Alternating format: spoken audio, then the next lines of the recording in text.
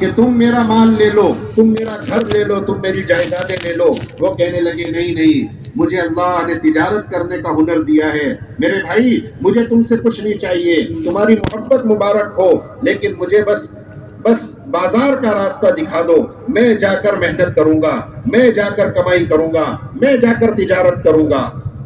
ہاں، اسلام نے منع نہیں کیا کمانے سے، اسلام نکمے پن کو پسند نہیں کرتا۔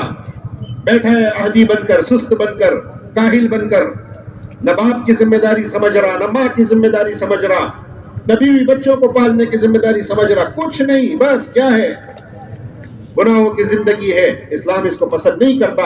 حلال کمانے کی محنت کرو، اللہ کو راضی کرتے ہوئے دنیا کمانے سے اسلام نے کبھی منع نہیں کیا۔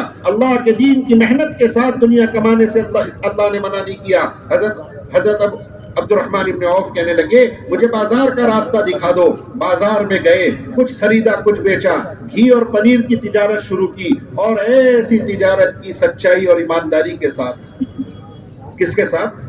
ہم سمجھتے ہیں جھوٹ بولیں گے، بے ایمانی کریں گے تو زیادہ پیسہ آئے گا، ہم زیادہ پیسے کے چکر میں ہیں، ہمیں پتہ ہی نہیں ہے کہ حرام میں مال زیادہ آ سکتا ہے، لیکن حلال میں جو برکت ہے وہ حرام میں کبھی نہیں ہے۔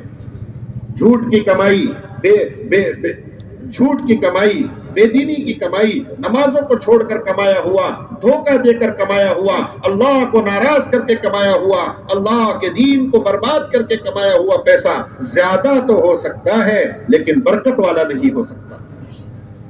ہاں، آپ دیکھ نہیں رہے دنیا میں کیا تماشا ہو رہا، یہ کوٹھی والے، یہ بنگلے والے، یہ مال و دولت کا انبار ان کے گھروں پر لگا ہوا، لیکن اللہ کو ناراض کر کے یہ اپنے اسباب میں اتنے پریشان ہیں کہ لوگ اپنے مال و دولت کے ہوتے ہوئے خودکشیاں کر کے مر رہے ہیں۔ کیوں؟ وَمَنْ أَعْرَضَ عَنْ ذِكْرِي فَإِنَّ لَهُ مَعِيشَةً ضَنْكًا، اللہ کہتے ہیں جو ہمارے ذکر سے اعراض کرے گا، جو ہمارے حکموں کو ٹھکرائے گا، جو ہماری نافرمانی کر کے جینا چاہے گا، اللہ کہتے ہیں اس کی زندگی کو تنگ کر دیں گے۔ ہاں، عبد الرحمن ابن عوف نے سچائی ایمانداری کے ساتھ کاروبار کیا، ایسی برکت ہوئی۔ جب آدمی استغنا اختیار کرتا ہے، جب آدمی کیا اختیار کرتا ہے بولو؟ ہاں، لوگوں سے اپنی حاجتوں کو چھپاتا ہے، اپنے ہاتھ کی کمائی سے کما کر اللہ کے دین پر خرچ کرتا ہے، یہ برکت کا ایسا ذریعہ ہے کہ جس کا تصور نہیں کر سکتا۔ جیسے اللہ کے غیر کے سامنے ہاتھ پھیلانا، اللہ کے غیر سے مانگنا، یہ بے برکتی کا، نحوست کا ایسا ذریعہ ہے جس کے نقصانات کو ہم تصور نہیں کر سکتے۔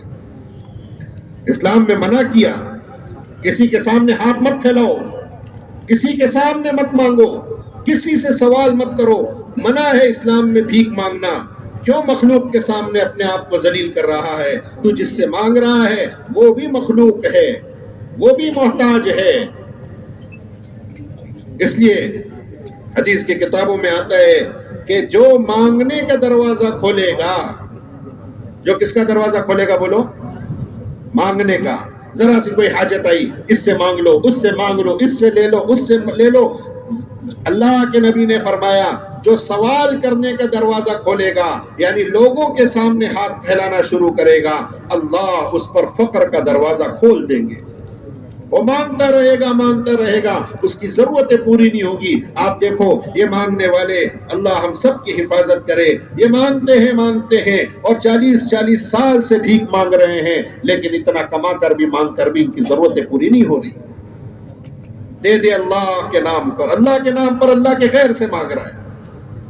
ہاں، اور فرمایا کہ اگر کسی پر فقر آ جائے، ایسا نہیں ہے کہ حالات نہیں آئیں گے، آئیں گے حالات، غریبی نہیں آئے گی، نہیں آئیں گی۔ فرمایا اللہ کے نبی نے اگر کسی پر کوئی مصیبت آ جائے، یہاں تک کہ بھوکا رہ لے، 3 دن کا فقر آ گیا اور اس نے 3 دن تک اپنی حاجت چھپا کر رکھی، گناہوں سے بچتا رہا، حرام کی طرف نہ گیا، اللہ کے علاوہ کسی کو اپنی حاجت نہ بتائی، 3 دن تک اپنا فقر چھپا لیا مخلوق سے، اللہ کے نبی نے کہا کہ اس کے لیے اللہ 1 سال کی حلال روزی کا دروازہ کھول دیں گے۔ لیکن ہم برداشت نہیں کر پاتے، ہمیں اللہ کے سامنے رونے کا مزاج نہیں ملا، ہمیں اللہ کے سامنے مانگنے کا مزاج نہیں ملا. ہم اپنی ہر حاجت، اپنی ہر ضرورت کے لیے غیروں کی طرف جا رہے ہیں، حالانکہ اللہ نے ہمیں اپنی ہر حاجت، اپنی ہر ضرورت کے لیے اللہ کا گھر دیا تھا، دعا کا راستہ دیا تھا. کس کا راستہ دیا تھا؟ مسجد دی تھی، نماز دی تھی اور دعا کی طاقت دی تھی. صحابہ اپنے مسئلوں کو نماز کے ذریعے، دعا کی طاقت سے حل کروایا کرتے تھے. آج اللہ ہمیں معاف کرے، ہماری نمازیں جب دین کی محنت چھوٹ جائے گی، جب ایمان کی محنت چھوٹ جائے گی، ایمان کمزور ہوگا تو اعمال بے جان ہوں گے، اور جب اعمال بے جان ہو جائیں گے تو ان اعمال کا اثر ختم ہو جائے گا. آج ایمان کی محنت ہمیں سمجھ میں نہیں آ رہا کہ ایمان بھی کوئی محنت کرنے کی چیز ہے. آدمی کہتا ہے میں تو مومن ہوں. اللہ قرآن میں کہہ رہے ہیں آمنو کما آمن الناس، اے لوگو جیسے صحابہ ایمان لائے ویسے ایمان لاؤ. ایمان کی محنت سمجھ میں نہیں آ رہی. اللہ قرآن میں کہہ رہے ہیں یا ایھا الذین آمنو آمنو، اے ایمان والو تم ایمان لاؤ. کس کو کہہ رہے ہیں؟ مجھے کوئی کہے مولانا بولو، تو میں کہا میں تو بول ہی رہا ہوں، مجھے کیا کہہ رہے ہو؟ کوئی پانی پی رہا ہو، اسے کہو پانی پیو، تو پی رہا ہوں، مجھے کیا کہہ رہے؟ اللہ کہہ رہے اے ایمان والو ایمان لاؤ. ہم کہہ رہے ہم تو ایمان والے ہی ہیں، اللہ ہمیں کیا کہہ رہے ایمان لانے کے لیے؟ اے ایمان والو ایمان لاؤ. اس کا ترجمہ علماء نے کیا اے موجود ایمان موجود والو ایمان مطلوب پر آؤ. ایک ایمان وہ ہے جو ہمارے پاس موجود ہے، ایک ایمان وہ ہے جو ہمارے پاس ایمان کی شکل موجود ہے، ایمان کے الفاظ موجود ہیں. ایک ایمان وہ ہے جو حقیقت والا ہے، جو اللہ کو مطلوب ہے. اے ایمان موجود والو ایمان مطلوب پر آؤ. جو ایمان تمہارے پاس ہے، چاہے وہ شکل کا ہو چاہے وہ الفاظ کا ہو، اس پر محنت کر کے ایمان کے راستے سے آگے بڑھتے ہوئے اس ایمان تک پہنچو جو اللہ کے یہاں مطلوب ہے، جو اللہ اپنے ایک ایک بندے میں دیکھنا چاہتے ہیں. ہاں، اس لیے ایمان کی محنت ہے. جب ایمان بنا صحابہ کا قربانیوں کے راستے سے، جب ایمان بنا صحابہ کا دعوت کے راستے سے، جب ایمان بنا صحابہ کا تعلیم کے حلقوں میں اللہ کے وعدوں کو سن کر اللہ کے دین کے لیے قربانیاں دے کر جب ایمان بنا، تو اعمال ایسے جاندار ہوئے کہ ان کی 2 رکعت پر اللہ آسمانوں کے نظام کو بدل دیا کرتے تھے. اللہ مجھے تمہیں سمجھ نصیب فرمائے. آج ہماری 2 رکعتیں، آج کسی کو یوں کہو کوئی تکلیف میں ہے، اسے کہو 2 رکعت پڑھ کر اللہ سے مانگ، بھلے 10 روپیہ دے تو نہیں سکتے اور خالی نصیحتیں کرتے رہتے ہو.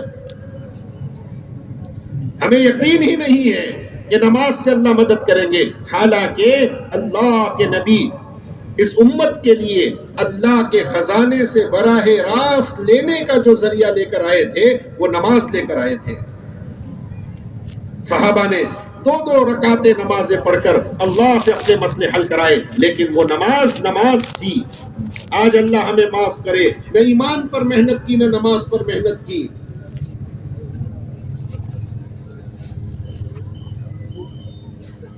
اسی لیے فرمایا اللہ کے نبی نے صلو کما رأیتمونی اصلی، جیسا مجھے نماز پڑھتے ہوئے دیکھ رہے ہو ویسی نماز پڑھو. کیسی نماز پڑھنے کا حکم دیا؟ ان تعبد اللہ کأنک تراہ فإن لم تکن تراہ فإنہ یراک. اللہ کی ایسی عبادت کر جیسے کہ تو اللہ کو اپنی آنکھوں سے دیکھ رہا ہے. سچ بتاؤ اپنے دل پر ہاتھ رکھ کر، کوئی نماز ایسی نصیب ہوئی ہے اب تک کہ جس میں خیال یہ آیا ہو کہ میں اللہ کو دیکھ رہا ہوں؟ اللہ نظر آ جائے نماز میں، اللہ نظر آ جائے، یعنی اللہ کی قدرت، اللہ کی طاقت، اللہ کی محبت، اللہ کا خوف ہمارے دلوں میں بھر جائے جب میں کہوں اللہ اکبر. یہ اشارہ ہے نا، علماء کہتے ہیں کائنات کی تمام مخلوقات کو پیچھے ڈال دیا کہ اب میں اور میرا اللہ، اس کے علاوہ سب کچھ پیچھے ہے. اللہ اکبر، اللہ ہر چیز سے بڑے ہیں، کائنات کے تمام نقشے چھوٹے ہیں، اللہ بڑے ہیں. اللہ کے سامنے ایسا نماز میں آوے کہ پھر یہ ہے اور اس کا اللہ ہے. ہمیں ایسی نماز نصیب ہے؟ کیوں نہیں ہے؟ ہم کہتے ہیں تو ہو ہی نہیں سکتا. اگر نہیں ہو سکتا تو اللہ رسول نے اس کا مطالبہ نہ کیا ہوتا. ہو سکتا ہے انسان کو اللہ نے وہ کمالات دیے ہیں، انسان کے اندر اللہ نے وہ استعداد رکھی ہے، اگر یہ اچھا بننے کی محنت میں لگے، اگر یہ برا بننے کی محنت میں لگے تو یہ اتنا برا بن سکتا ہے کہ شیطان سے آگے جا سکتا ہے برائی میں۔ اللہ کہتے ہیں اولئک کالانعام بل ہم اضل، کہ یہ انسان اتنا برا بن سکتا ہے اگر یہ برائی کی محنت میں لگے، اگر یہ اچھائی کی محنت چھوڑ دے تو یہ اتنا برا بن سکتا ہے کہ یہ جانور بنے گا، بلکہ جانور سے زیادہ برا اور گمراہ بنے گا۔ اگر انسان ایمان کی محنت چھوڑ دے، اچھا بننے کی محنت چھوڑ دے تو یہ برا بھی بن سکتا ہے، اور اتنا برا بن سکتا ہے کہ حیوان سے زیادہ گندا ہو سکتا ہے۔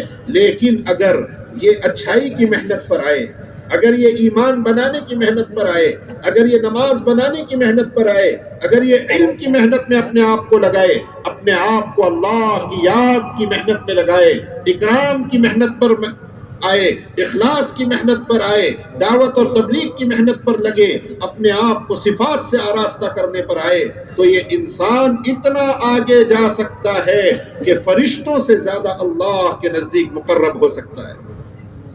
حقیقت ہے، حقیقت ہے۔ ہاں، لمبا قصہ ہے، اس کے آخر میں حضور نے فرمایا، جب حضرت حنظلہ نے کہا نافق الحنظلہ نافق الحنظلہ، حنظلہ تو منافق ہو گیا، حضور نے ابو بکر نے کہا کیا کہہ رہے ہو؟ ہاں ہاں اللہ کے نبی، ہماری کیفیت آپ کی مجلس میں کچھ اور ہوتی ہے، گھر جاتے ہیں کیفیت بدل جاتی ہے۔ حضور نے اس وقت جو تسلی کا جواب دیا، کیا کہا؟ حنظلہ گاہے گاہے، یعنی یہ جو ایمان کی کیفیت تمہیں میری مجلس میں بیٹھ کر، اللہ اکبر اللہ اکبر، ایمان کی مجلسوں میں ایمان اتنا پروان چڑھتا ہے، اتنا اونچے معیار پر پہنچتا ہے۔ جب ایمان کے حلقے لگتے ہیں، یہ ہمارا جو حلقہ ہے یہ ایمان کا حلقہ ہے، جس میں اللہ کے وعدے سنائے جائیں، جس میں اللہ کی قدرت بیان ہو، جس میں اللہ کی طاقت بیان ہو، یہ ایمان کے حلقے ہیں۔ ان ایمان کے حلقوں میں محنت کے راستے سے اتنا ایمان آگے بڑھتا ہے۔ حضور نے فرمایا جو کیفیت تمہاری میری مجلس میں بیٹھنے پر ہوتی ہے، اگر تمہاری گھروں پر بھی وہی کیفیت ہو تو اے حنظلہ، فرشتے تمہارے بستروں میں آ کر تم سے مصافحہ کرنے لگے۔ اللہ اکبر، یعنی انسان اس درجے پر پہنچ سکتا ہے اپنے ایمان اعمال پر محنت کر کے کہ اللہ کے نزدیک فرشتوں سے زیادہ مقرب ہو سکتا ہے۔ اس لیے محنت شرط ہے، اور محنت کا راستہ کیا ہے؟ اللہ اکبر، محنت کا میدان اللہ کے نبی دے کر گئے ہیں۔ میدان محنت مسجد ہے، ایک میدان محنت جو اللہ کے نبی نے اس امت کو دیا، وہ میدان ہے محنت کا، مسجد کا۔ حضور پاک علیہ الصلوۃ والسلام امت کو مسجد والا بنا کر گئے تھے۔ ہماری ہر حاجت، ہماری ہر ضرورت، ہمارے ایمانی علم، ہمارا علمی حاجتوں کا سارا سامان اللہ کے نبی نے مسجد کے ساتھ جوڑا تھا۔ ایسا مسجد کے ساتھ تعلق بنایا تھا، ایک مرتبہ مدینے میں اندھیرا چھا گیا، لوگوں نے کہا کہ حضور کے زمانے میں بھی کبھی ایسا ہوتا تھا؟ صحابہ نے کہا حضور کے زمانے میں تو ذرا سی ہوا بھی تیز چلتی تھی ہم مسجد کو دوڑ جاتے تھے۔ اپنی ہر حاجت میں مسجد سے اللہ کے نبی نے ایسا جوڑا تھا کہ تمہاری حاجتیں مانگنے کی جگہ مسجد ہے، اللہ کا دربار ہے۔ المساجد بیوت اللہ علی الارض، زمین پر مسجدیں اللہ کا گھر ہیں۔ زمین پر مسجدیں کیا ہیں؟ اللہ کا گھر ہیں۔ کیا مطلب؟ اللہ اس میں رہتے ہیں کہ نہیں؟ اللہ تو زمان اور مکان کی قید سے پاک ہے، نہ کسی زمان میں سما سکے نہ کسی مکان میں سما سکے۔ تو کیا مطلب ہے مسجد اللہ کا گھر ہے؟ کہ جیسے ہم کسی کے گھر آنا جانا شروع کریں تو کہتے ہیں اس سے تعلق ہو جاتا ہے۔ کیا ہوتا ہے بھائی؟ ہمارے تو گھریلو تعلقات ہیں، ہمارا تو ان کے گھر بہت آنا جانا ہے۔ جب کسی کے یہاں آنا جانا شروع کرو، کسی کے گھر آنا جانا شروع کرو تو گھریلو تعلق بن جاتے ہیں، خصوصی دوستی اور خصوصی تعلق بن جاتا ہے۔ مسجد زمین پر اللہ کا گھر ہے، یعنی جو مسجدوں کو وقت دے، جو مسجدوں میں کثرت سے اپنا وقت گزارے، جو مسجد کی محنت میں لگے، اللہ کے ساتھ خصوصی تعلق ایسا بنتا ہے۔ اللہ کے نبی نے فرمایا کہ جسے مسجد کا عادی دیکھو اس کے ایماندار ہونے کی گواہی دے دو۔ اللہ اکبر۔ یہ نہیں کہا جسے تہجد پڑھتا ہوا دیکھو اس کے ایماندار ہونے کی گواہی دو. جو مسجد کا عادی ہے، مسجد کا عادی کا مطلب اس کا دل مسجد میں لگتا ہے، وہ مسجد کو آباد کرنے کی فکروں میں ہے، وہ مسجد والے اعمال زندہ کرنے کی فکروں میں ہے. ہاں، مسجدوں کو آباد کرنا کیا مطلب؟ مسجد کو آباد کرنا کیا مطلب؟ مسجدوں کو آباد کرنا. اللہ ہم سب کو معاف فرما دے. ہماری غفلت اور ہماری ناکامیوں کی ایک بڑی وجہ یہ بھی ہے کہ ہم نے مسجد کو نماز کے لیے سمجھا. کس کے لیے سمجھا؟ بولو. مسجد کس کے لیے؟ پوچھو. مسجد کس کے لیے بھائی؟ نماز کے لیے. ہر ایک کی زبان پر ایک ہی جملہ ہے، مسجد کس کے لیے؟ نماز کے لیے. ہاں مسجد نماز کے لیے تو ہے، اور بلکہ نماز تو مسجد کے ام الاعمال میں سے ہے. اتنا اہم عمل ہے مسجد کا نماز تو اتنا اہم عمل ہے مسجد کا کہ اللہ کے نبی نے ایک مرتبہ جب دیکھا کہ لوگ اپنے گھروں پر اپنے دکانوں پر نمازیں پڑھ رہے ہیں، مسجد نہیں آ رہے، اللہ کے نبی نے فرمایا میرا دل چاہتا ہے کہ میں یہاں نماز شروع کرا دوں، اور نماز کے وقت میں جو لوگ اپنے گھروں پر اپنی دکانوں پر نماز پڑھ رہے ہیں ان کے گھروں کو، ان کی دکانوں کو جا کر آگ لگا دوں.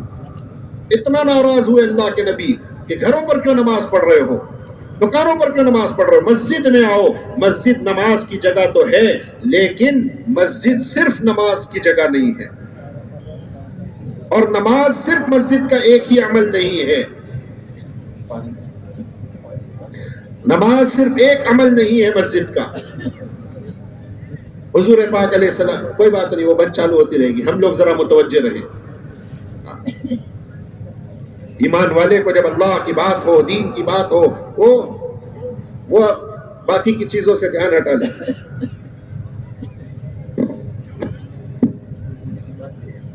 کہ نماز تو مسجد کا عمل ہے، لیکن مسجد صرف نماز کے لیے نہیں، بلکہ مسجدوں میں حضور کے زمانے میں کیا اعمال ہوتے تھے ہمیں یہ سمجھنا پڑے گا.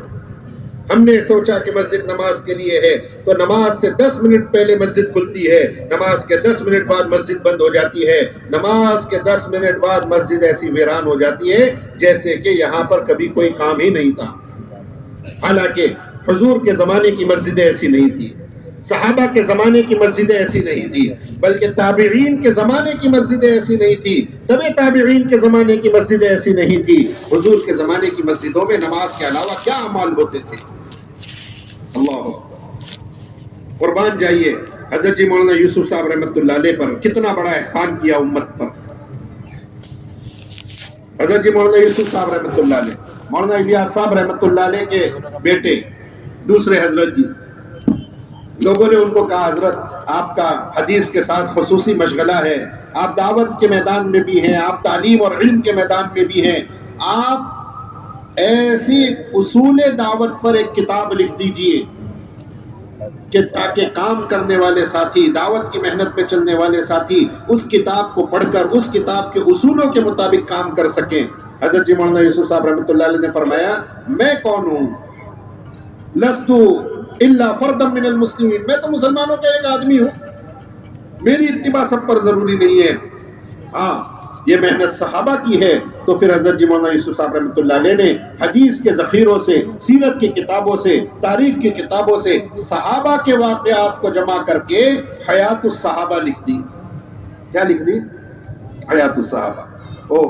ایسی کتاب لکھ دی، اور اس کے اندر صحابہ کے صبح و شام، صحابہ کے ایمان کے واقعات، صحابہ کے یقین کے واقعات، ان کی نمازوں کے، صحابہ کی قربانیاں، صحابہ کی محنت، صحابہ کے علم کے واقعات، صحابہ کے نمازوں کے، صحابہ کے اکرام کے، اخلاص کے، دعوت و تبلیغ کی محنت کے، صحابہ کے زہد کے، صحابہ کی صفات کے واقعات. ایسی صحابہ کی زندگی کو کھول کر رکھ دیا اور کہا یہ ہے دعوت و تبلیغ کے اصول کی کتاب.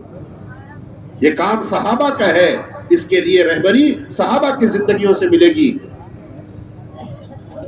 اس کتاب میں ایک عنوان رکھا لماذا بنیت المساجد وماذا كانوا يفعلون فيها. حضور کے زمانے میں مسجدیں کیوں بنائی جاتی تھی اور ان مسجدوں میں کیا اعمال ہوتے تھے. ہاں، اور بہت سارے واقعات اس میں حضور کے صحابہ کے بیان کیے۔ اللہ کے نبی کے زمانے میں مسجد میں صرف نماز نہیں ہوتی تھی، بلکہ نماز کے علاوہ مسجد میں ایمان کے حلقے لگتے تھے، علم کے حلقے لگتے تھے، حلال حرام کے تذکرے ہوتے تھے، قرآن کو سیکھنے کے حلقے لگتے تھے۔ یہ مسجد کے اعمال تھے۔ حضور اپنے حجرے سے باہر تشریف لائے، دیکھا لوگوں کو پوچھا تم کیا کر رہے ہو؟ بھائی بیٹھ جاؤ نا، ایسے کھڑے نہیں ہونا۔ کیا فرمایا کہ تم کیا کر رہے ہو یہاں بیٹھ کر مسجد میں؟ لوگوں نے کہا ہم قرآن سیکھ رہے ہیں۔ قسمن پوچھا کہ کیا یہی کر رہے ہو؟ کہا ہاں یہی کر رہے ہیں۔ کہنے لگے میں نے قسم تمہیں اس لیے نہیں دی ہے کہ تم پر کوئی تہمت ہے، بلکہ اس لیے پوچھا ہے کہ مجھے اللہ نے حکم دیا ہے کہ اس حلقے میں جا کر بیٹھو جس میں قرآن پڑھا جا رہا ہے، قرآن سیکھا جا رہا ہے۔ اللہ اکبر۔ حضور کے زمانے میں، صحابہ کے زمانے میں مسجدوں میں اعمال کیے جاتے تھے۔ حضرت ابو ہریرہ رضی اللہ تعالیٰ عنہ رئیس المحدثین ہیں۔ حدیث کی کتابوں میں سب سے زیادہ حدیثیں حضرت ابو ہریرہ رضی اللہ تعالیٰ عنہ سے مروی ہیں۔ انہوں نے یہ سارا علم مسجد سے لیا۔ کہاں سے لیا؟ فرماتے ہیں میرے مہاجر بھائی وہ تو کاروباری تھے، وہ کاروبار میں چلے جاتے، میرے انصار بھائی ان کی کھیتیاں ان کے باغات تھے وہ اس میں چلے جاتے، میرے پاس کچھ نہیں تھا، میں مسجد میں پڑا رہتا، میں صفہ پر پڑا رہتا بھوکا پیاسا، اور میرے ساتھ ایک بہت بڑی صحابہ کی ٹولی تھی جو صفہ میں پڑے رہتے، کچھ مل جاتا تو کھا لیتے، کچھ نہیں ملتا تو بھوکے رہتے، اللہ کے نبی کی حدیثوں کو سنتے رہتے، اللہ کے نبی کے پاس سے علم حاصل کرتے رہتے۔ وہ اس وقت کی قربانیاں، اس وقت کا دیا ہوا مجاہدہ، اس وقت کی گئی بھوک کی برداشت کرنا، وہ اس درجے پر حضرت ابو ہریرہ کو پہنچا دیا کہ حضور کے بعد سب سے زیادہ حضرت ابو ہریرہ سے حدیث مروی ہے۔ صحابہ پوچھنے جاتے تھے۔ وہ حضرت ابو ہریرہ رئیس المحدثین مدینے کے بازار میں گشت کر رہے ہیں، نماز کے علاوہ اوقات میں مدینے کے بازار میں گئے اور فرمایا یا اہل السوق ما اعجزکم، اے بازار والو تمہیں کیا ہو گیا؟ لوگ اپنی دکانوں میں اپنے کاروبار میں لگے ہوئے، کہنے لگے تمہیں ہو کیا گیا؟ وہاں مسجد میں حضور کی میراث تقسیم ہو رہی ہے اور تم یہاں ہو۔ حضور کی کیا تقسیم ہو رہی؟ بولو، حضور کی میراث تقسیم ہو رہی۔ لوگوں نے جیسے ہی سنا اللہ کے نبی کی میراث بٹ رہی ہے، لوگوں کے کیا ذہن میں آیا ہوگا؟ لوگوں نے سوچا ہوگا کوئی مال و دولت بٹ رہا ہوگا، حضور کا جبہ مبارک، حضور کی نالین شریفین، حضور کے بال مبارک، حضور کا عمامہ، حضور کی ٹوپی، معلوم نہیں کیا بک رہا ہوگا، حضور کے گھر کا کوئی سامان ہوگا۔ لوگ اپنے کاروبار کو چھوڑ کے مسجد دوڑ کر گئے، حضرت ابو ہریرہ وہیں بازار میں کھڑے رہے۔ لوگ مسجد میں گئے، وہاں سے واپس آئے، آ کر کہنے لگے ابو ہریرہ مسجد میں تو کچھ بھی تقسیم نہیں ہو رہا، مسجد میں تو کچھ بھی تقسیم نہیں ہو رہا، تم نے کہا حضور کی میراث تقسیم ہو رہی، اچھا کیا دیکھا مسجد میں، ہو کیا رہا تھا؟ لوگوں نے کہا قومن یصلون، قومن یقرؤون القرآن، قومن یتذاکرون الحلال والحرام، ہم نے دیکھا کچھ لوگ نماز پڑھ رہے ہیں، کچھ لوگ قرآن پڑھ رہے ہیں، کچھ لوگ حلال اور حرام کا تذکرہ کر رہے ہیں، یعنی علم سیکھا جا رہا ہے مسجد میں، شریعت سیکھی جا رہی ہے مسجد میں۔ حضرت ابو ہریرہ نے فرمایا ویحکم ذاک میراث النبی صلی اللہ علیہ وسلم، اللہ تمہارا ناز کرے، یعنی ایسے ایک جملہ عرب میں استعمال ہوتا تھا کہ یہی تو نبی کی میراث ہے۔ انبیاء مال و دولت نہیں چھوڑتے، العلماء ورثۃ الانبیاء، علماء انبیاء کے وارث ہیں، کیوں؟ فإن الانبیاء لم يورثوا دینارا ولا درہما انہم ورثوا العلم، انبیاء مال و دولت اپنی میراث میں چھوڑ کر نہیں جاتے، انبیاء تو علم چھوڑ کر جاتے ہیں۔ علماء نے انبیاء کے اس علم کو حاصل کیا، قربانیاں دی، محنت کیا، اس علم کے حامل بنے، اس لیے انبیاء کے وارث کہلائے علماء۔ اپنے علماء سے ربط ضبط بنانا، اپنے علماء کی قدر کرنا۔ حضرت جی مولانا الیاس صاحب رحمۃ اللہ علیہ فرمایا کرتے تھے علماء کی زیارت کو عبادت یقین کرو، علماء کی زیارت کو کیا کرو؟ عبادت یقین کرو، علماء کے پاس بیٹھنے کو اپنی سعادت سمجھو، علم علماء سے حاصل کرنے کی کوشش کرو۔ آج باطل کے فتنے بڑھتے جا رہے ہیں، جو مسنون طریقہ تھا علم حاصل کرنے کا وہ ختم ہو رہا ہے، اس لیے معلومات تو بڑھتی جا رہی ہے لیکن ہدایت کی جگہ گمراہی عام ہو رہی ہے۔ آج جو جدید آلات نکلے ہیں، لوگ انٹرنیٹ کے ذریعے علم حاصل کر رہے ہیں، لوگ رسمی اور رواجی چیزوں کے ذریعے قرآن کا علم حدیث کا علم حاصل کرنا چاہ رہے ہیں، یہ طریقہ نہیں ہے۔ اسی وجہ سے آپ دیکھو اسلام کی معلومات تو اتنی ہوگی لیکن اسلام مشاہدے میں اس کی زندگی میں نام کا نہیں ہوگا۔ کیوں؟ کیونکہ علماء کی صحبت سے، علماء کے پاس رہ کر ان کے سینہ بسینہ علم منتقل کیا جاتا ہے۔ حضرت ابو ہریرہ رضی اللہ عنہ نے فرمایا یہ ہے نبی کی میراث جو مسجد میں ہو رہی ہے۔ اس لیے علماء سے، نظام الدین مرکز سے یہ بھی دعوت دی جا رہی ہے ہمارے علماء کو کہ مسجدوں میں وقت دیں، مسجدوں میں ایمان اعمال کے حلقے قائم کریں، مسجدوں میں حلال حرام کے مذاکروں کے حلقے قائم کریں۔ کیا کریں کہ اس لیے کہا کہ جب مسجد کی آبادی کی محنت ہو، جب ساتھی گشتوں میں جائیں اپنے علماء سے درخواست کریں کہ فلاں وقت میں ہم مسجد کی آبادی کی کا محنت کرتے ہیں، آپ اس وقت تھوڑا وقت مسجد کو دے دو۔ باہر گشت کر کے لا کر لوگوں کو مسجد میں ایمان کے حلقے میں بٹھاؤ، تعلیم کے حلقے میں بٹھاؤ، اور پھر مفتی صاحب کے پاس، مولانا صاحب کے پاس بٹھاؤ تاکہ وہ اپنی ضرورت کا علم علماء سے حاصل کر سکے۔ ہاں، حضور کے زمانے میں، حضرت ابو ہریرہ کے زمانے میں مسجدوں میں نماز کے علاوہ کیا اعمال ہو رہے تھے؟ ابن معاویہ کندی شام سے آئے، شام کا سفر کر کے آئے۔ حضرت عمر رضی اللہ عنہ نے پوچھا بھائی شام والوں کا کیا حال ہے؟ شام والوں کا کیا حال ہے؟ وہ لوگ حال پوچھنا یعنی دینی حال پوچھتے تھے۔ کس کا حال پوچھتے تھے؟ دینی حال، محنت کا کیا حال ہے، دین کا کیا حال ہے، ایمان اعمال کا کیا حال ہے۔ آج اللہ معاف کرے نہ دین محنت میں ہے، نہ دین خیالوں میں ہے، نہ دین کی محنت زندگیوں میں ہے۔ ہمارے حال چال سوائے دنیا کے اور کچھ نہیں۔ پوچھا کیا حال ہے شام والوں کا؟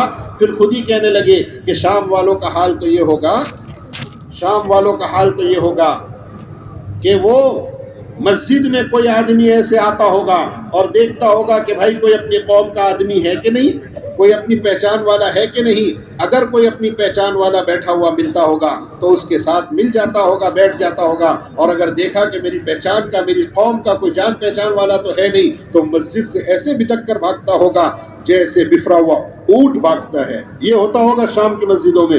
حضرت معاویہ کندی نے فرمایا نہیں امیر المومنین، میں مسجدوں میں دیکھ کر آیا ہوں، شام کی مسجدوں میں، کہ وہاں تو نماز کے بعد علم کے حلقے لگ جاتے ہیں، ایمان کے حلقے لگ جاتے ہیں، حلال حرام کے تذکرے ہوتے ہیں۔ مسجدوں سے نماز کے بعد لوگ بھاگ نہیں جاتے بلکہ وہاں ایمان علم کے حلقے قائم ہوتے ہیں، قرآن کے حلقے لگتے ہیں۔ حضرت عمر رضی اللہ عنہ نے فرمایا انتم علی خیر ما دمتم کذالک، تم اس وقت تک خیر پر باقی رہو گے جب تک کہ تمہاری مسجدیں ان اعمال سے آباد رہیں گی۔ اللہ ہمیں معاف کر دے۔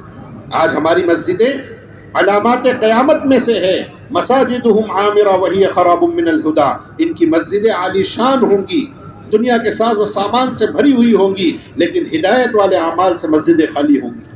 حضور کی چھوٹی سی مسجد، کھجور کے چھال لگے ہوئے، بارش گرتی تو چھت ٹپکتی تھی، کیچڑ میں صحابہ سجدہ کرتے تھے۔ ہجرت کے 9 سال کے بعد تک تو مسجد نبوی میں چراغ بھی نہیں جلا تھا۔ مسجد نبوی میں کیا نہیں جلا؟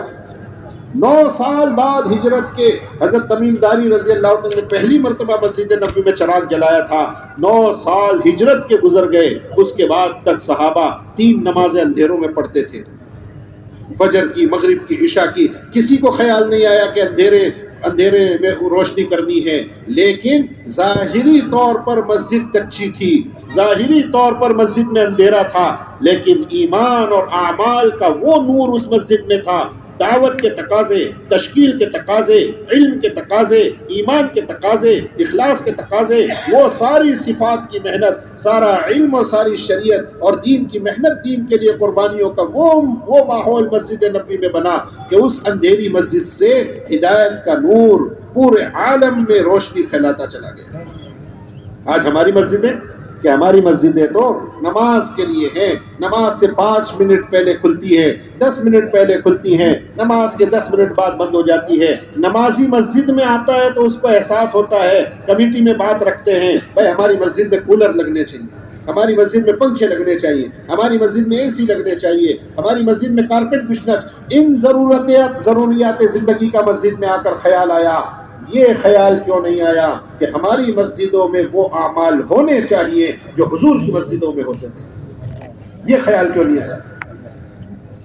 ہاں، ہمارے بچوں کے لیے قرآن کی تعلیم کا نظام مسجد میں کیوں نہیں؟ ہمارے بڑوں کے لیے دین سیکھنے کا نظام مسجد میں کیوں نہیں؟ علم لینے کا نظام مسجد میں کیوں نہیں؟ حضور کے زمانے میں دعوت کے تقاضے، دین کو زندہ کرنے کے مشورے، دین کی محنت کے لیے نقل و حرکت کی بنیاد مسجدیں تھی، وہ اعمال ہماری مسجدوں میں کیوں نہیں؟ اس لیے میرے بزرگوں، اپنی مسجدوں کو آباد کرو، کیونکہ دنیا کے ٹھکانے 24 گھنٹہ آباد ہیں۔ آپ دیکھو دنیا میں جا کر، آپ کو اسٹیشنوں پہ جائیں گے 24 گھنٹہ وہاں انسان مل جائیں گے، آپ ایئرپورٹوں پہ جائیں گے وہاں 24 گھنٹہ لوگ مل جائیں گے، یہاں تک کہ میڈیکل کی دکانیں ایسی کھل گئی جہاں پہ لکھا ہوا ہے 24/7 ہماری سروس 24 گھنٹہ 7 دن ہم آباد ہیں، ہم کھلے ہوئے ہیں، یہاں تک کہ اللہ معاف کرے، اللہ معاف کرے، گناہوں کے اڈے، فحاشی کے اڈے 24 گھنٹے آباد ہیں۔ ایک ہماری مسجد ہی ایسی رہ گئی جو نماز سے 10 منٹ پہلے کھل کر 10 منٹ بعد بند ہو جاتی ہے۔ نہیں میرے بزرگوں، اگر ہم وہ برکتیں چاہتے ہیں جو صحابہ کے ساتھ اللہ نے ظاہر کی، اگر ہم وہ مددیں چاہتے ہیں جو صحابہ کے ساتھ اللہ نے کی ہیں، تو ان اعمال کو زندہ کرنا ہوگا جو صحابہ کے زمانے میں مسجدوں میں ہوتے تھے، ان کے گھروں میں ہوتے تھے۔ جب مسجدیں اعمال سے آباد تھی تو صحابہ مسجد میں جاتے، مسجد سے علم لیتے، علم لے کر اپنے گھروں کو جاتے۔ آج اللہ ہمیں معاف کرے، ہماری مسجدیں ویران ہیں، ہماری مسجدیں ایمان اور اعمال کی محنت سے ویران ہیں۔ بازار آباد ہیں تو ہم بازار جاتے ہیں، بازار سے دنیا کا ساز و سامان لیتے ہیں، گھر پہ دنیا کا مال و دولت لا کر دیتے ہیں۔ اس لیے صحابہ مسجد جا کر ایمان علم لا کر بچوں کو وہ دیتے تھے، ان کے معصوم بچوں میں روزانہ اللہ کا ذکر، اللہ کا خوف، اللہ کی خشیت، دعوت کے تقاضوں پر جان مال لگانا ان کے معصوم بچوں کے دل میں یہ اترتا جا رہا تھا۔ حضرت عمر رضی اللہ عنہ رات کو گشت کر رہے ہیں، ایک گھر سے بات کرنے کی آواز آئی، سنا کیا کہہ رہے ہیں؟ ماں کہہ رہی ہے بچی کو کہ جانور نے دودھ کم دیا ہے، دودھ میں پانی ملا دے۔ بیٹی کہہ رہی ہے امی، امیر المومنین عمر نے منع کیا ہے، کوئی مسلمان دودھ میں پانی نہیں ملائے گا، یہ دھوکہ ہے، ایمان والا دھوکہ نہیں دے گا۔ آپ کو پتہ نہیں امیر المومنین عمر نے منع کیا ہے؟ ماں اپنے بچی کا ایمان جانچنے کے لیے کہہ رہی ہے، بیٹی امیر المومنین یہاں کہاں آ رہے، عمر تو اپنے گھر میں کہیں سو رہے ہوں گے، وہ یہاں کہاں دیکھنے آ رہے، لیکن وہ معصوم بچی رات کے اندھیرے میں کیا جواب دے رہی ہے، امی عمر تو سو رہے ہوں گے لیکن عمر کا اللہ تو جاگ رہا ہے، عمر تو نہیں دیکھ رہے لیکن اللہ تو دیکھ رہے ہیں۔ مسجد کے اعمال سے گھروں میں تربیت پہنچتی تھی، گھر کے بچوں میں اللہ کا خوف اور استحضار، اللہ کا یقین۔ صحابہ کے چھوٹے چھوٹے بچے جب تشکیلیں ہوتی اللہ کے نام پر جان دینے کی، تو چھوٹے چھوٹے بچے اپنی انگلیوں کے کناروں پر، اپنے پنجوں پر کھڑے ہو کر اپنے آپ کو بڑا دکھاتے تھے تاکہ میں بھی اللہ کے دین کی محنت میں لگ سکوں۔ آج گھروں میں بازار جاتے ہیں، بازار سے دنیا لا کر گھروں میں دیتے ہیں، نہ گھر والوں کی چاہتیں ختم ہوتی ہیں، نہ بیوی بچوں کے تقاضے ختم ہوتے ہیں۔ بیوی کہتی ہے تم نے میرے لیے کیا ہی کیا ہے، اور فلانے کا شوہر دیکھو اس کو کیا میک اپ لا کر دیتا ہے، کیا ڈریس لا کر دیتا ہے، کہاں گھمانے لے جاتا ہے، تم نے میرے لیے کیا کیا؟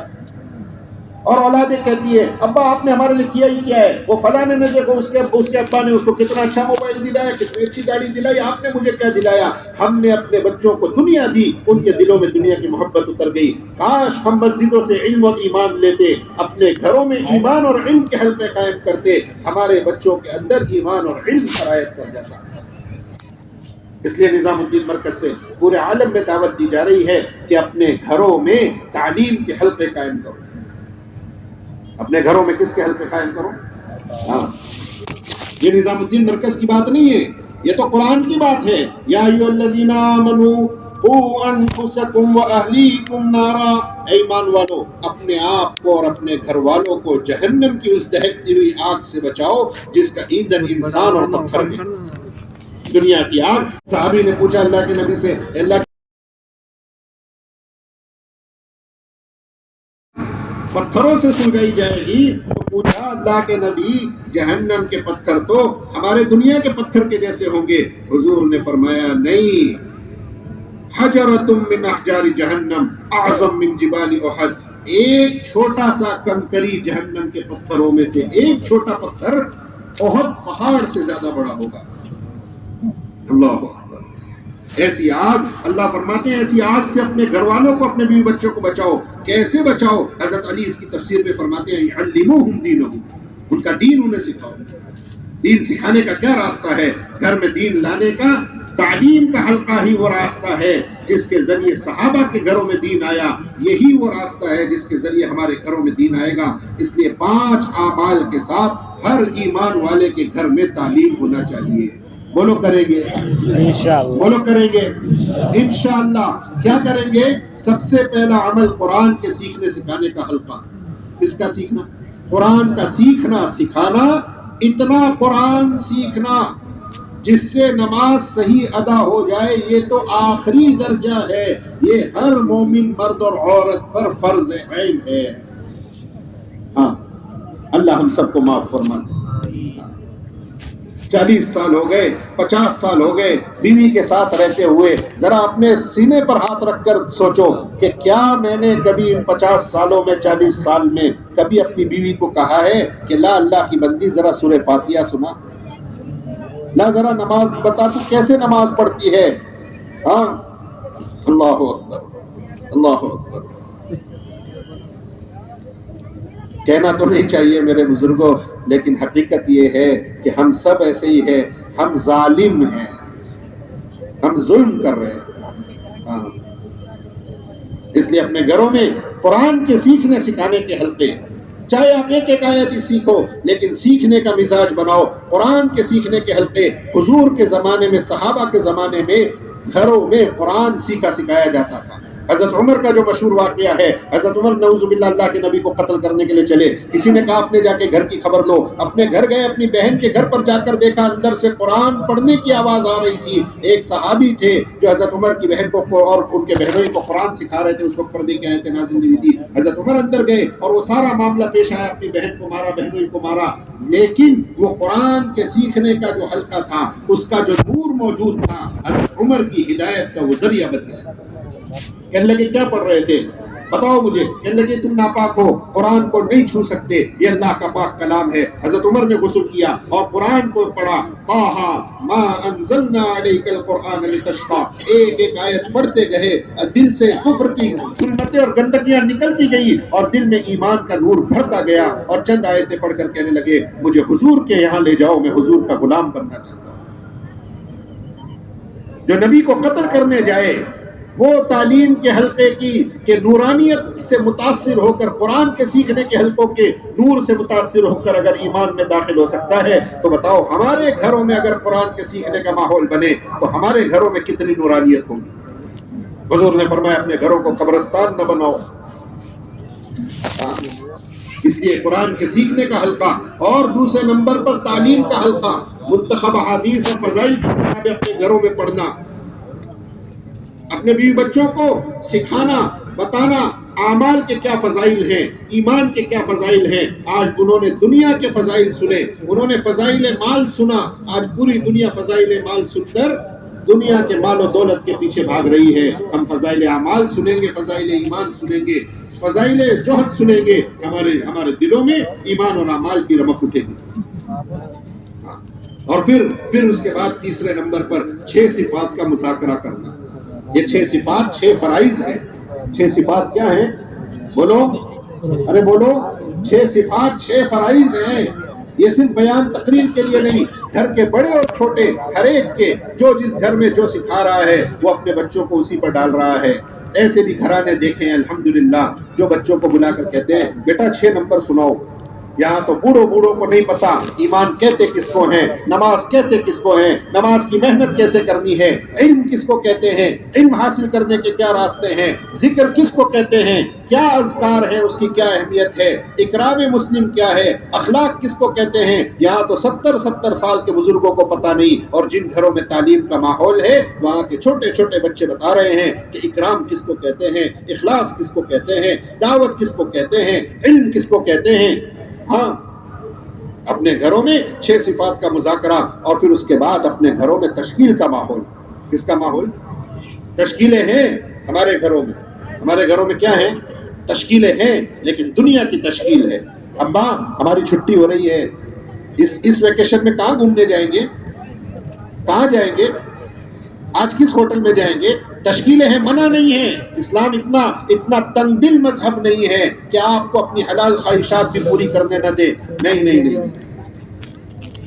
حرام بہت کم چیزیں ہیں، ممنوع منع کی ہوئی بہت کم چیزیں ہیں، باقی چیزوں کی اجازت ہے. لیکن تشکیلیں موجود ہیں گھروں میں دنیا اور دنیا کی چیزوں کی. اگر تشکیل کا رخ دین اور دین کی محنت کا ہو جائے تو گھر میں چھوٹے چھوٹے بچے کہیں ابا آپ کا 4 مہینے لگانے کا وقت آ گیا ہے، آپ کب اللہ کے راستے میں جا رہے ہیں؟ بچیاں کہیں امی ابھی تو اشرا لگانا ہے، ابھی تو چلے میں جانا ہے، پھر بیرون ملکوں میں جانا ہے. جیسے صحابہ اللہ کے راستے میں نکلتے تھے مرد اور عورتیں، ہماری عورتیں، ہم نے انہیں سمجھا کہ یہ گھر بار کاروبار اور یہ گھر کے کام کاج کے لیے ہے. بس پوری زندگی صرف ہم نے اپنی بیویوں کو دنیا اور دنیا کے تقاضوں کے لیے استعمال کیا. وہ باورچن بن گئی گھر میں، وہ دھوبن بن گئی گھر میں، وہ کام والی بائی تو بن گئی، لیکن اس شریک حیات کو شریک فکر نہ بنا سکے، اس کو حضور کے صحابہ کی عورتوں کی طرح اللہ کے دین کی محنت پر نہ کھڑا کر سکے.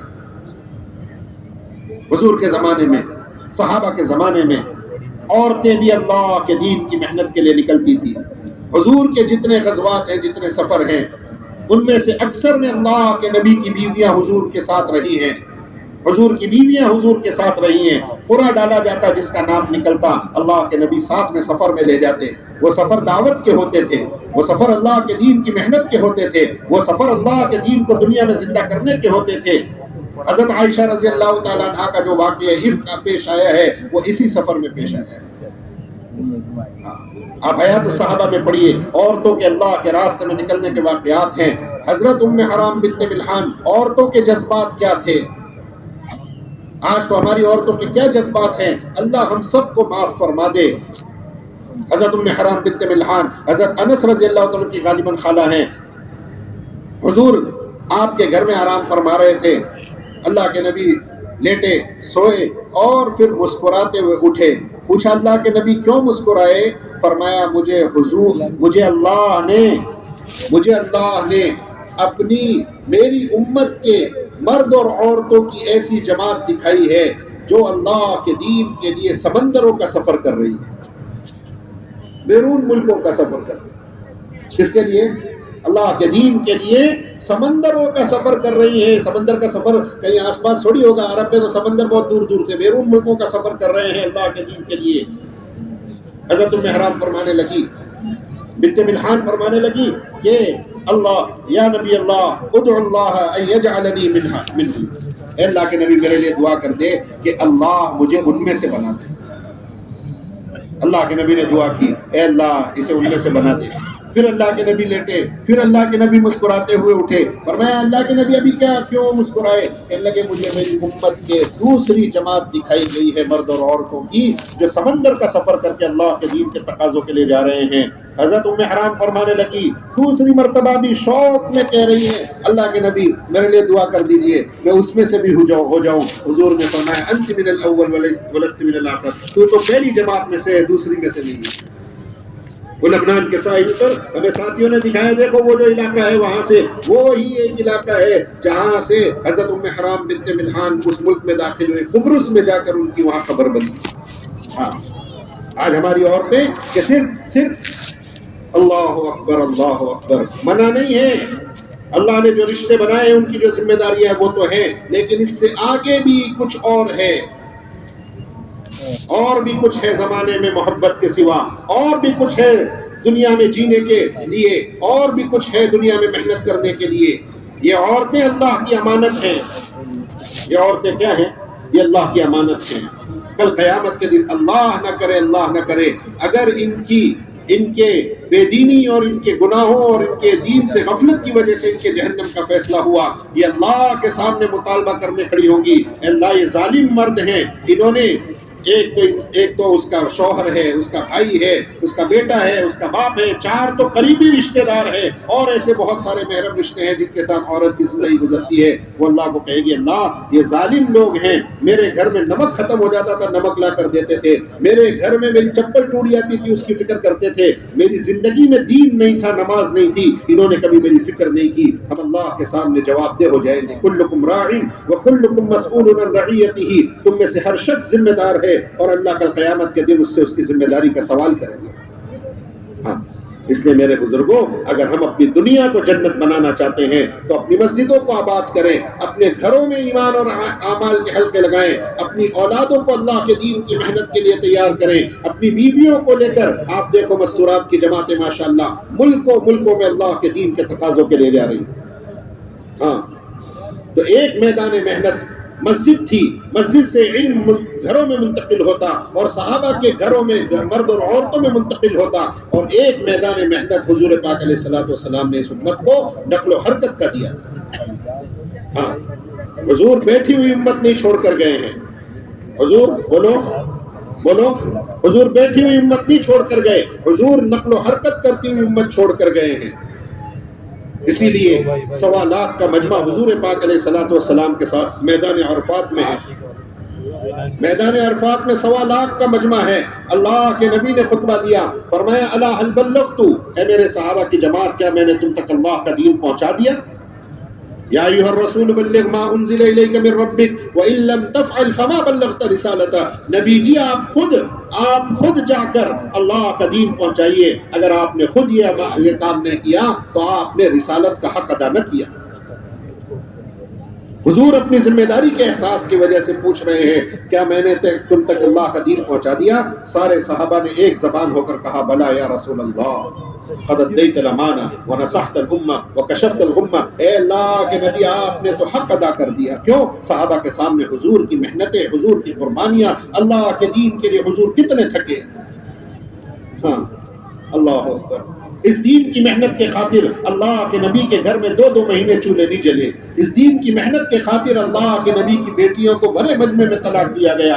اس دین کے خاطر اللہ کے نبی کے دندان مبارک شہید ہو گئے. اس دین کے خاطر اللہ کے نبی کو مجنون اور صاحب کہا گیا. اس دین کی محنت کے خاطر اللہ کے نبی پاک علیہ الصلوۃ والسلام اور آپ کے گھرانے نے تکلیفیں اٹھائی. طائف کا وہ جاں گداز واقعہ، اللہ اکبر. حضور پاک علیہ الصلوۃ والسلام دعوت دینے کے لیے طائف گئے. طائف کے شریروں نے اللہ کے نبی کے ساتھ گستاخی کی، حضور کو برا بھلا کہا، شریر بچوں کو پیچھے لگا دیا. اللہ کے نبی قدم اٹھاتے، اللہ کے نبی ایک قدم اٹھاتے، شریر بچے پتھر مارتے. حضور کے بدن مبارک پر پتھر لگے، اللہ کے نبی کا خون بہا، جوتیاں خون سے رنگین ہو گئی. ایسے حالت میں اللہ یہ سارا منظر دیکھ رہے ہیں. اور بیٹھ جاؤ، اللہ یہ سارا منظر دیکھ رہے ہیں. اللہ اکبر. اس وقت اللہ نے ملک الجبال کو بھیجا، پہاڑوں کا فرشتہ آ گیا. اے اللہ کے نبی اگر آپ کہیں اللہ نے اجازت دی ہے، ان ظالموں نے آپ کے ساتھ جو کیا اللہ نے دیکھا ہے.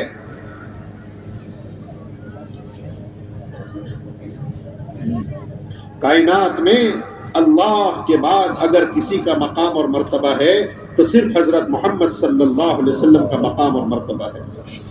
حضرت شیخ سعدی نے کیا بات کہی، بعد از خدا بزرگ تو ہی قصہ مختصر. اب اس سے بڑی بات تو میں کیا کہہ سکتا ہوں. مختصر بات یہ ہے کہ اللہ کے بعد اگر کائنات میں کسی کا مقام اور مرتبہ ہے تو حضرت محمد مصطفیٰ صلی اللہ علیہ وسلم کا مقام ہے. ایسی ذات اقدس جس کے پسینے سے مشک اور عنبر کی خوشبو آیا کرتی ہو، اس کو اللہ کے دین کی محنت کے لیے، اللہ کے دین کی تبلیغ کے لیے پتھر مارے گئے ہیں.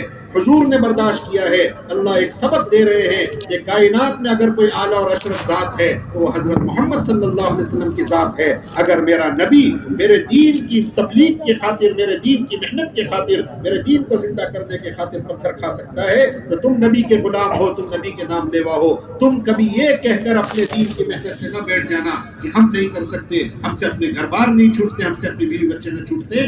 یہ بول کر کبھی اپنے نبی کا کام نہ چھوڑ دینا.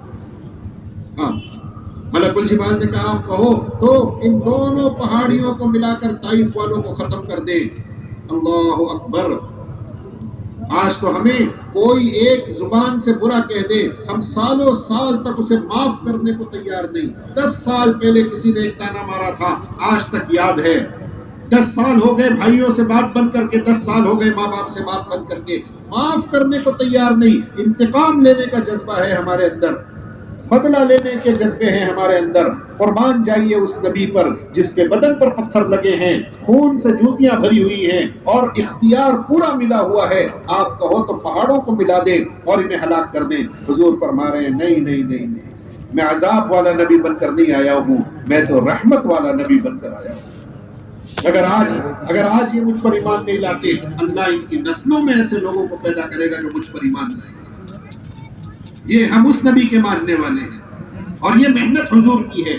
حضور نے یہ ساری قربانیاں دے کر آخری وقت پر پوچھ رہے ہیں میں نے تم تک اللہ کا پیغام پہنچایا؟ صحابہ نے کہا بلا یا رسول اللہ صلی اللہ علیہ وسلم, اے اللہ کے نبی آپ نے تو حق ادا کر دیا. حضور نے آسمان کی طرف انگلی اٹھائی, اللہم اشہد اللہم اشہد اللہم اشہد, اے اللہ تو گواہ رہنا, اے اللہ تو گواہ رہنا. یہ صحابہ یوں کہہ رہے ہیں کہ میں نے ان تک اللہ کا پیغام پہنچا دیا. حضور نے فرمایا الا فلیبلغ الشاہد منکم الغائب. میں اس کا ترجمہ ایسا کرتا ہوں, سنو, اب تمہارا نبی دنیا سے جاتے ہوئے تمہیں ایک کام دے کر جا رہا ہے, ایک پیغام دے کر جا رہا ہے. جو شاہدین ہیں جن تک اللہ کا پیغام پہنچا, وہ غائبین تک اللہ کا پیغام پہنچا دے.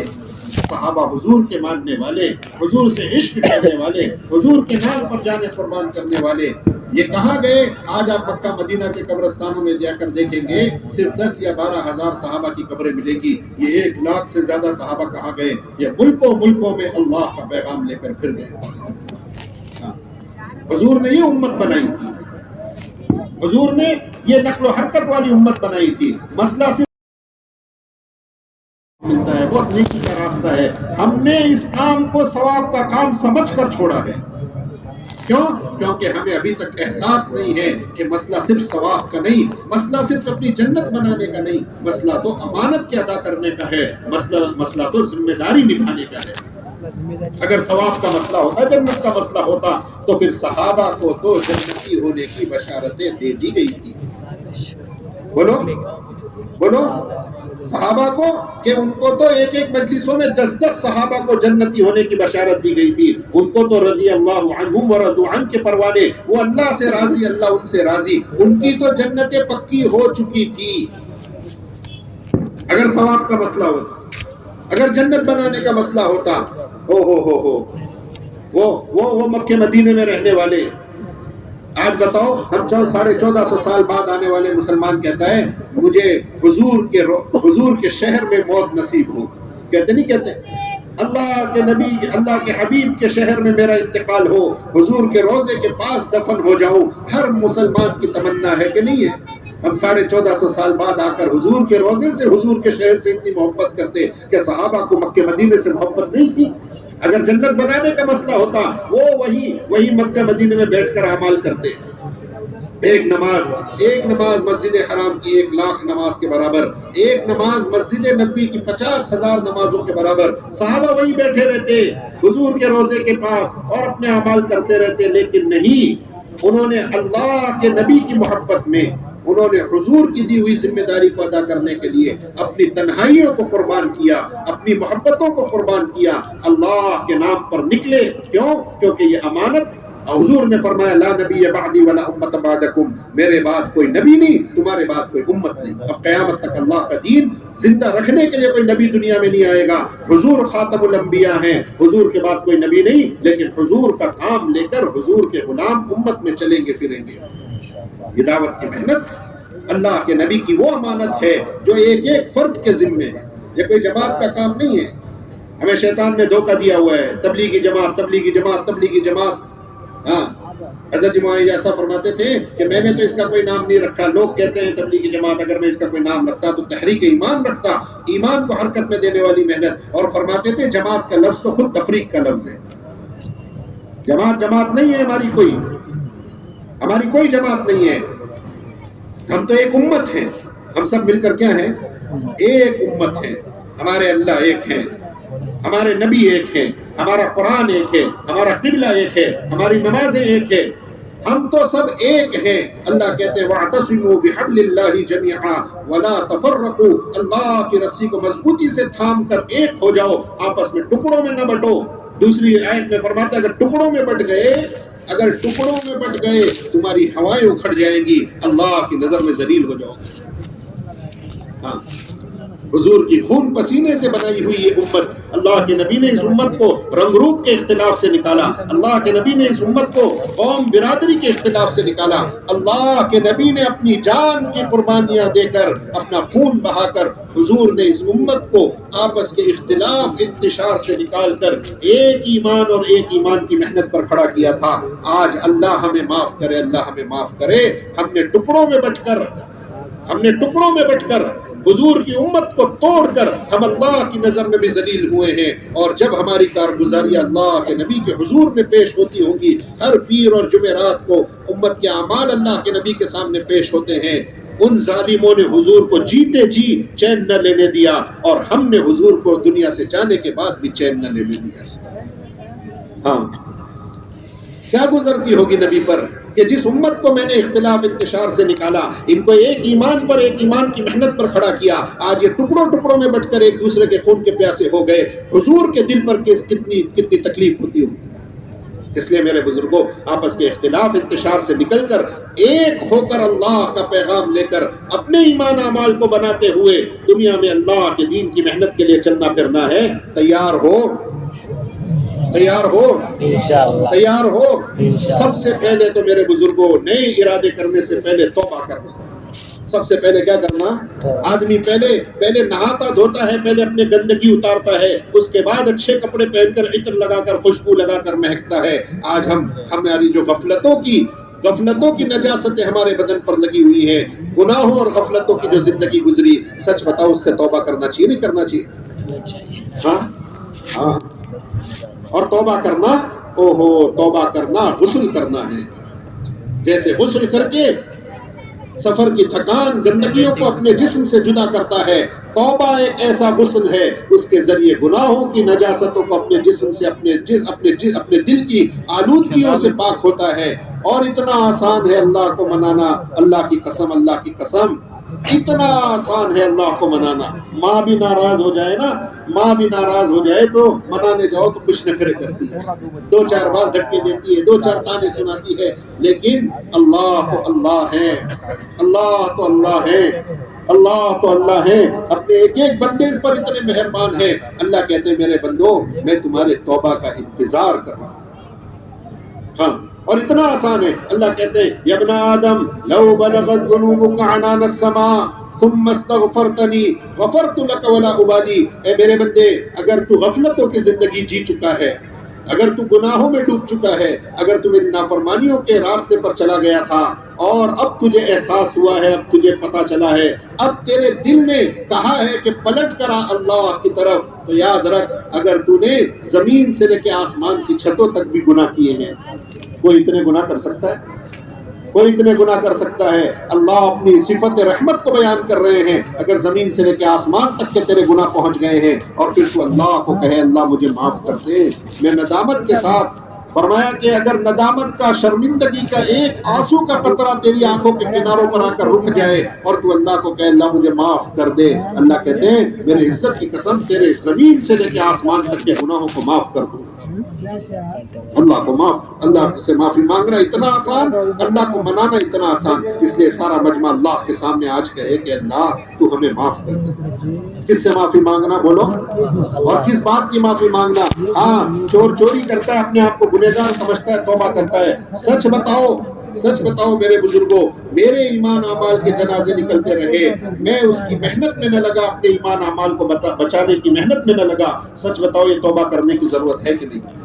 میری نمازوں میں سے جان نکل گئی، میں جہل کے اندھیروں میں ڈوب گیا، میں اللہ کے ذکر سے غافل ہو گیا، میرے اخلاق بگڑ گئے، میرے معاملات، میرے معاشرت بگڑ گئے، حضور کا دین میری زندگی سے اور پوری امت کے ایک فرد اور مرد اور عورتوں کی زندگی سے نکلتا رہا، لیکن میرے چہرے پر شکن تک نہ آئی، میرے ماتھے پر شکن تک نہ آئی، اور مجھ سے میرے گھر بار نہ چھٹے اللہ کے دین کی محنت کے لیے۔ سچ بتاؤ اس پر توبہ کرنی نہیں کرنی؟ ارے بولو تو صحیح، توبہ کرنی؟ توبہ کرو اللہ کے سامنے، میں بھی توبہ کروں، آپ بھی۔ اے اللہ تو ہمیں معاف فرما دے، اے اللہ تو ہمیں معاف فرما دے، اے اللہ تو ہمیں معاف فرما دے۔ کرنی ظمآن ضل صدايا إليك أنت صباحي مصفد بمساء